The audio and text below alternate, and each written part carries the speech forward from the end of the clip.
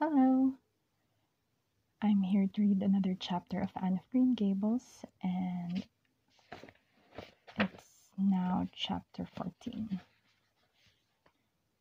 Anne's Confession. On the Monday evening before the picnic, Marilla came down from her room with a troubled face. Anne, she said to that small personage, who was shelling peas by the spotless table and singing Nellie of the Hazel Dell with a vigor and expression that did not credit to Diana's teaching. Did you see anything of my amethyst brooch? I thought I stuck it in my pincushion when I came home from the church yesterday evening, but I can't find it anywhere. I saw it this afternoon when you were away at the Aid Society, said Anne, a little slowly. I was passing your door when I saw it on the cushion, so I went in to look at it. Did you touch it? Said Marilla sternly. Yes, admitted Anne. I took it up and I pinned it on my breast just to see how it would look. You had no business to do anything of the sort. It's very wrong in a little girl to meddle. You shouldn't have gone into my room in the first place, and you shouldn't have touched a brooch that didn't belong to you in the second. Where did you put it? Oh, I put it back on the bureau. I had it on a minute. Truly, I didn't mean to meddle, Marilla. I didn't think about it being wrong to go in and try on the brooch, but I see now that it was, and I'll never do it again. That's one good thing about me. I never do the same naughty thing twice. You didn't put it back, said Marilla. That brooch isn't anywhere on the bureau. You've taken it out or something, Anne. I did put it back, said Anne quickly, pertly. Marilla thought. I don't just remember whether I stuck it on the pincushion or laid it on the china tray, but I'm perfectly certain I put it back. I'll go and have another look, said Marilla, determining to be just. If you put that brooch back, it's there still. If it isn't, I'll know you didn't, that's all. Marilla went to her room and made a thorough search, not only over the bureau, but in every other place she thought the brooch might possibly be. It was not to be found, and she returned to the kitchen. Anne, the brooch is gone. By your own admission, you were the last person to handle it. Now, what have you done with it? Tell me the truth at once. Did you take it out and lose it? No, I didn't, said Anne solemnly, meeting Marilla's angry gaze squarely.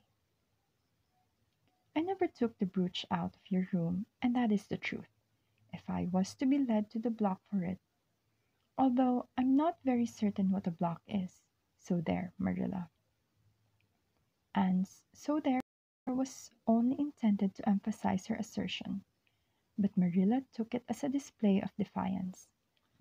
I believe you're telling me a falsehood, Anne, she said sharply. I know you are. There now, don't say anything more unless you are prepared to tell the whole truth. Go to your room and stay there until you're ready to confess. Will I take the peas with me? Said Anne meekly. No, I'll finish shelling them myself. Do as I bid you. When Anne had gone, Marilla went about her evening tasks in a very disturbed state of mind.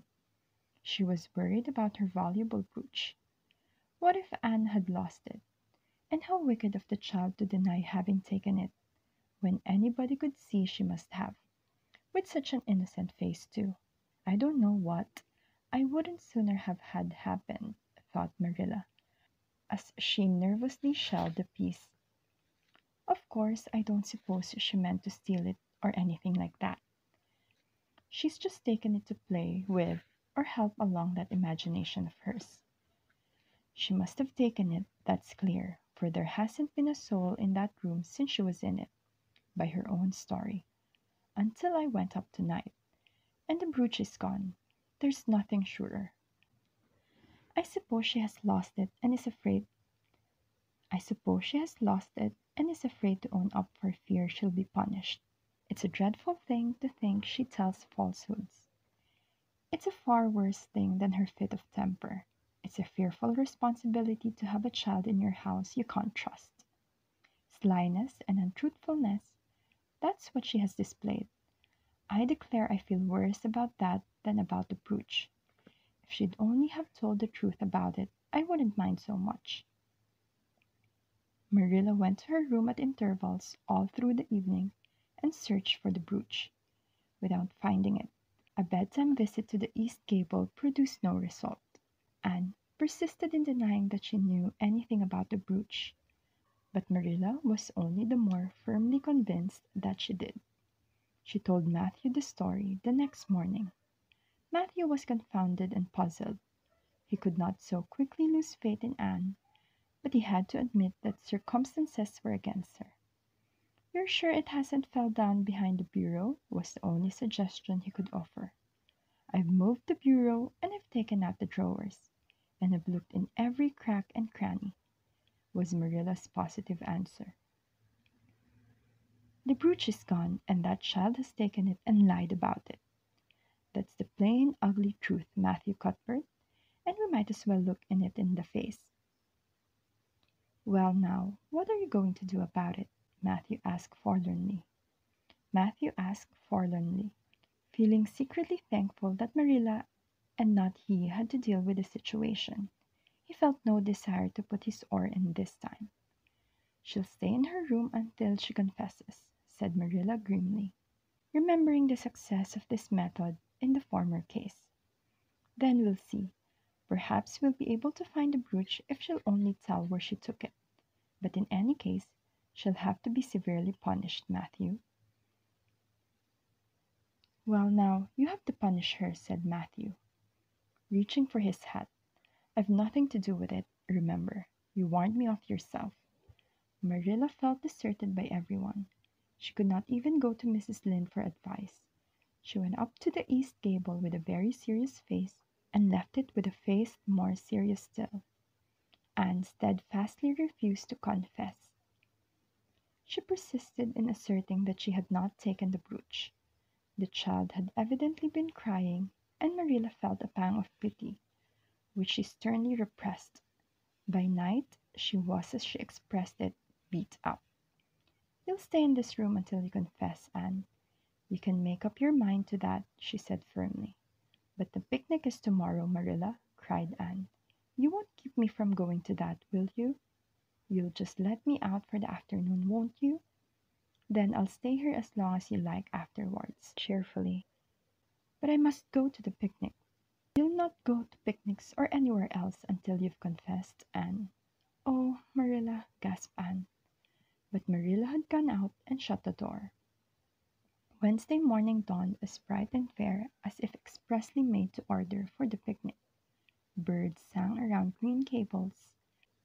The Madonna lilies in the garden sent out whiffs of perfume that entered in on viewless winds at every door and window, and wandered through halls and rooms like spirits of benediction. The birches in the hollow waved joyful hands as if watching for Anne's usual morning greeting from the east gable. But Anne was not at her window.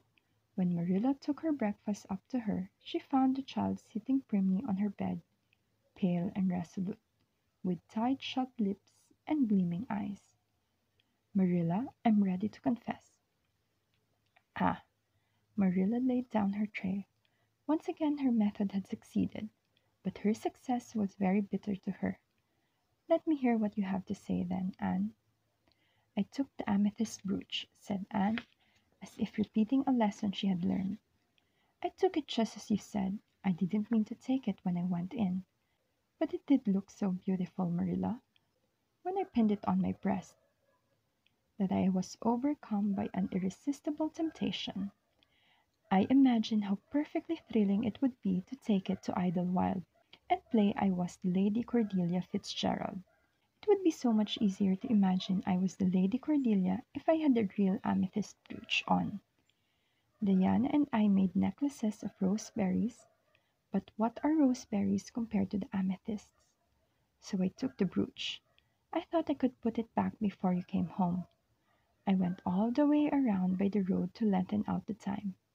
When I was going over the bridge across the lake of shining waters, I took the brooch off to have another look at it.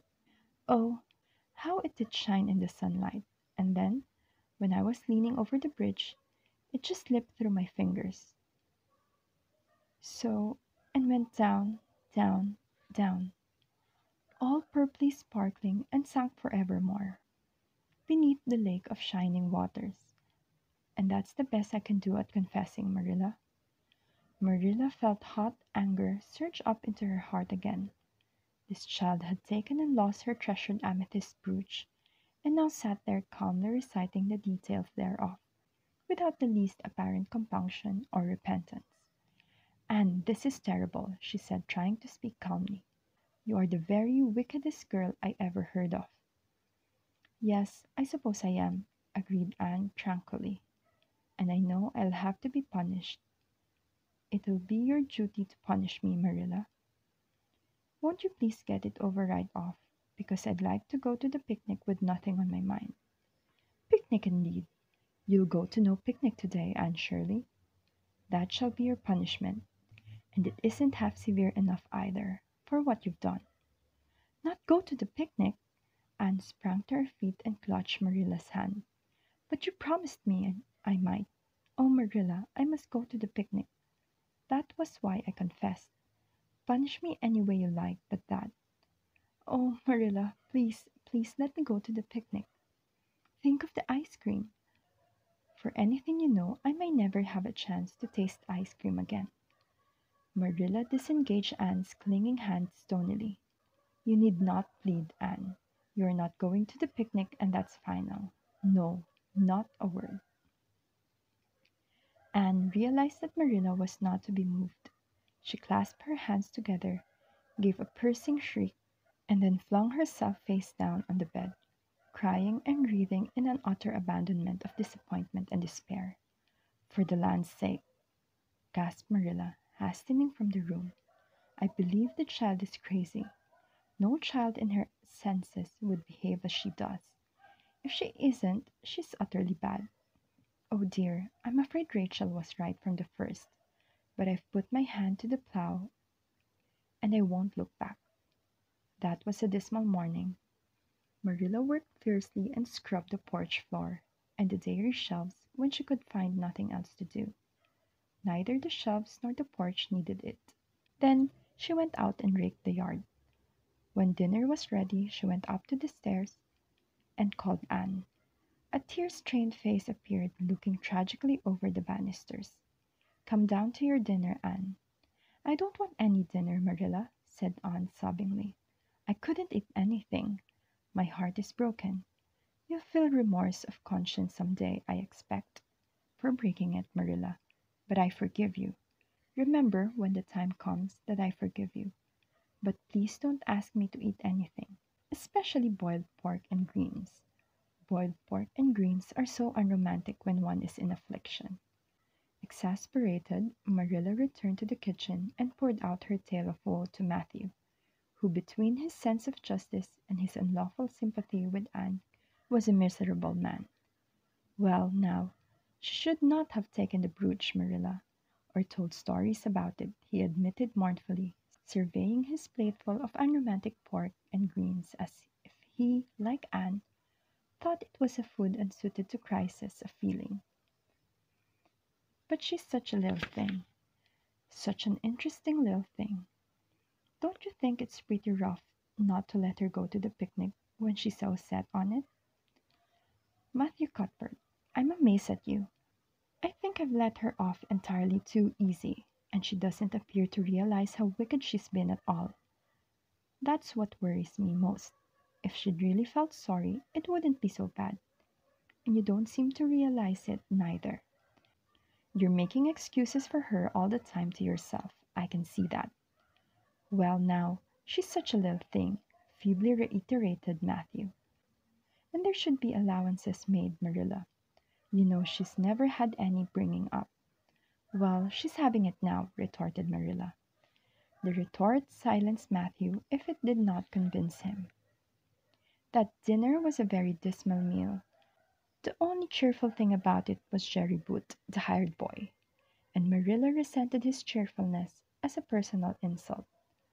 When her dishes were washed and her bread sponge set and her hens fed, Marilla remembered that she had noticed a small rent in her best black lace shawl when she had taken it off on Monday afternoon on returning from the Ladies' Aid. She would go and mend it. The shawl was in a box in her trunk. As Marilla lifted it out, the sunlight, falling through the vines that clustered thickly about the window, struck upon something caught in the shawl, something that glittered and sparkled in facets of violet light. Marilla snatched at it with a gasp. It was the amethyst brooch, hanging to a thread of the lace by its catch.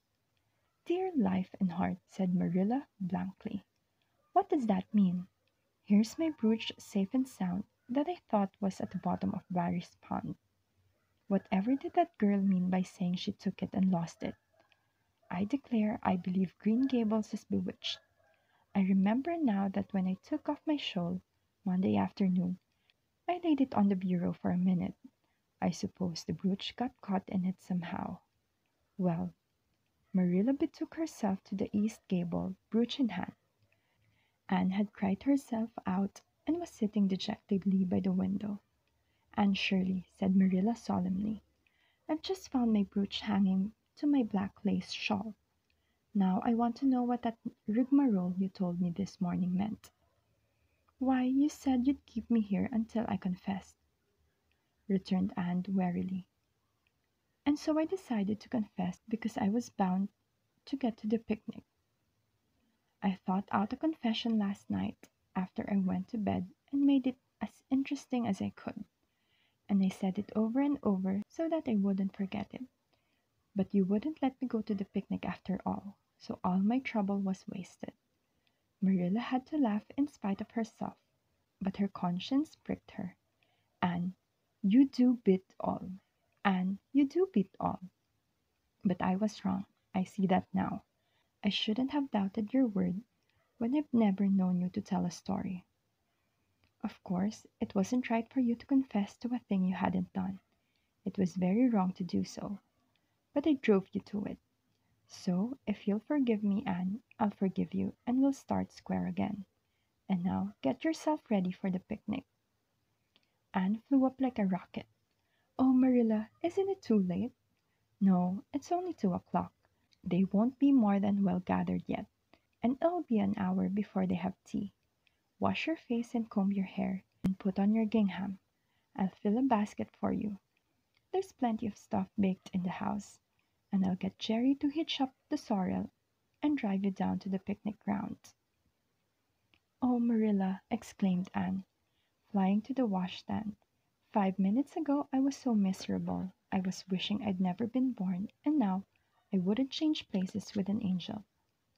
That night, a thoroughly happy, completely tired out Anne returned to Green Gables in a state of beatification impossible to describe. "Oh, Marilla, I've had a perfectly scrumptious time. Scrumptious is a new word I learned today. I heard Mary Alice Bell use it. Isn't it very expressive? Everything was lovely. We had a splendid tea, and then Mr. Hammond Andrews took us all for a row on the Lake of Shining Waters, 6 of us at a time, and Jane Andrews nearly fell overboard. She was leaning out to pick water lilies, and if Mr. Andrews hadn't caught her by her sash just in the nick of time, she'd have fallen in and probably been drowned. I wish it had been me. It would have been such a romantic experience to have been nearly drowned. It would be such a thrilling tale to tell. And we had the ice cream. Words fail me to describe that ice cream. Marilla, I assure you it was sublime." That evening Marilla told the whole story to Matthew over her stocking basket. "I'm willing to own up that I made a mistake," she concluded candidly, "but I've learned a lesson. I have to laugh when I think of Anne's confession, although I suppose I shouldn't, for it really was a falsehood. But it doesn't seem as bad as the other would have been. Somehow and anyhow I'm responsible for it. That child is hard to understand in some respects, but I believe she'll turn out all right yet. And there's one thing certain, no house will ever be dull that she's in." That's it for chapter 14. Thank you. Bye.